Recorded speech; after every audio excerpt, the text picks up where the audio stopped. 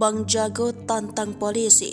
Nasib dua preman acungkan samurai terungkap. Viral video dua orang preman mendorong dan menantang seorang polisi viral di media sosial. Aksi preman yang menantang polisi tersebut terjadi di Taman Kopo Indah Bandung, Kecamatan Margahayu, Kabupaten Bandung. Kapolres Bandung Kombes Pol Kusworo Wibowo menuturkan peristiwa itu terjadi 2 bulan lalu, yakni pada Mei 2023. Kusworo menjelaskan bahwa perselisihan itu dimulai ketika seorang anggota polisi menerima laporan tentang penyalahgunaan senjata tajam yang dilakukan oleh dua pelaku, yaitu DS 50 tahun dan TS 38 tahun. Keduanya saat itu mengendarai sepeda motor.